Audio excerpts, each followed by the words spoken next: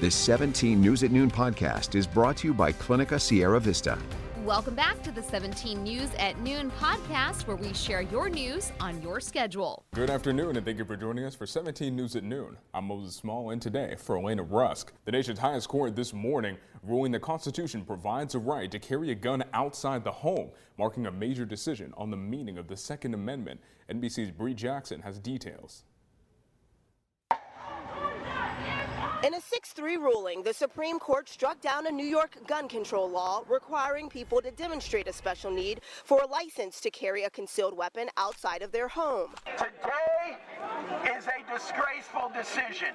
New York holds some of the nation's strictest gun laws. Shocking. Absolutely shocking. This is New York. We don't back down. We fight back. Lawyers for the state said the law promotes public safety and claims striking it down would lead to more guns and more crime. Have you shopped with us before? Yes. But challengers argued the law makes it virtually impossible for the ordinary law-abiding citizen to obtain a license. This was the first time in more than a decade that the Supreme Court took on a major Second Amendment case, and it served as a test for a bench with a strong conservative majority. Today's decision comes amid a fierce nationwide debate over gun laws, made only more urgent after a recent string of mass shootings, and could lead to an expansion of gun rights across the country, just as many are pushing for tighter gun laws. And we're hearing from members of Congress about today's Supreme Court ruling. Some Democrats have said that it's downright dangerous to strike down New York's gun control law. Meanwhile, some Republicans applauded the decision, saying it ensures the right of law-abiding citizens to defend themselves. Outside of the Supreme Court, I'm Bree Jackson for NBC News. Now an update on the fallout of yesterday's severe weather. More than 5,000 people still without power after an outage last night, according to PG&E's website. The power went out for many last night just after 5 p.m. when PG&E says lightning struck a large piece of equipment in a substation near Arvin. The outage originally impacted 6,189 customers, but crews worked overnight to restore power for more than 1,000 of them. PG&E says it expects power to return to each of the affected customers by noon tomorrow. Meantime, fires sprang up as lightning touched down around the county. At least one of those fires continues to burn at this hour. The Thunder Fire, burning southeast of Interstate 5 and Edmiston Pumping Plant Road, is believed to have been sparked by a lightning strike. Kern County Fire said this blaze has burned about 2,500 acres as of this morning. 250 firefighters on scene battling the fire, which is now more than 20% contained. And a Ridgecrest man is in the hospital after he was struck by lightning yesterday morning. Ridgecrest police say it happened just after 7:30 in the morning on South Norma Street near West Bowman. Officers tell us a man was taking his dog for a walk along with his child in a stroller when a lightning bolt hit the man in the head and traveled through his body, exiting through his foot. Bystanders with a medical background helped the man, and he was taken to a hospital. His condition currently unknown. Police tell us the dog and child were not harmed. A woman who admitted taking pills and driving a car that struck and killed a man and his 10-year-old sister has been ordered to stand trial for second-degree murder. Court records say 46-year-old Lisa Kaur told investigators she took prescription medications a half hour before the December 8th crash on Panama Lane. That crash claiming the lives of 19-year-old J.J. Malone, his 10-year-old sister Kaylee Brown, and the family dog. According to court records, Kaur had trouble staying awake on her way to Kern Medical and had slurred speech. Testimony during yesterday's preliminary hearing revealed there was a high level of methamphetamine in Kaur's system at the time of the crash. Lisa Kaur is due back in court next month.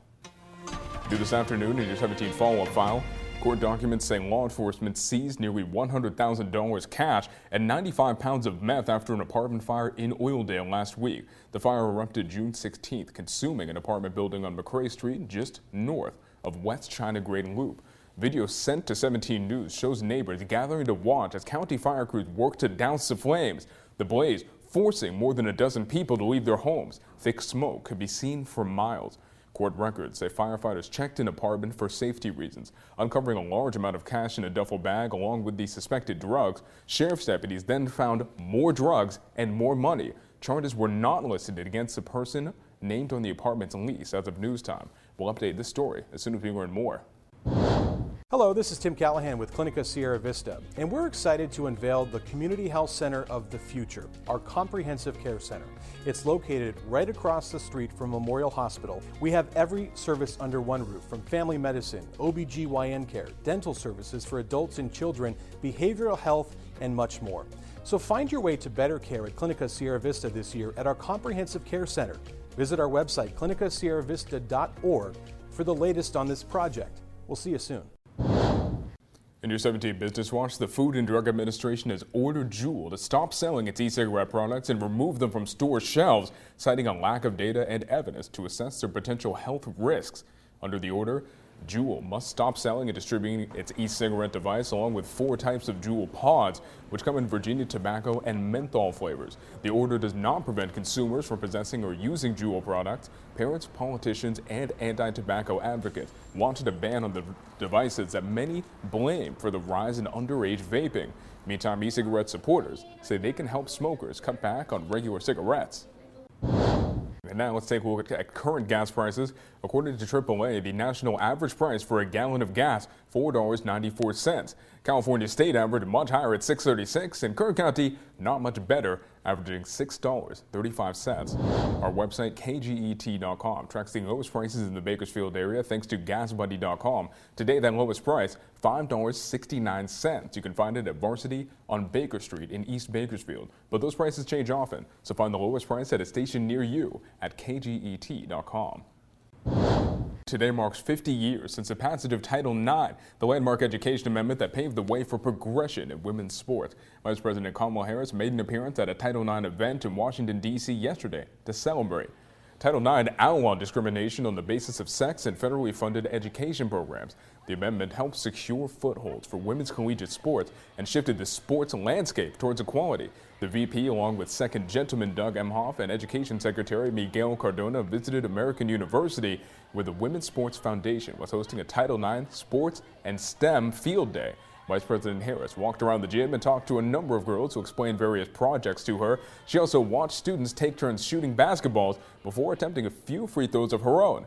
With encouragement from the crowd and some pointers from the Second Gentleman, the Vice President made a shot on the 6th attempt. The 17 News at Noon podcast is a production of KGET and Nexstar Media Group. For more on all of the headlines in today's show, head to kget.com.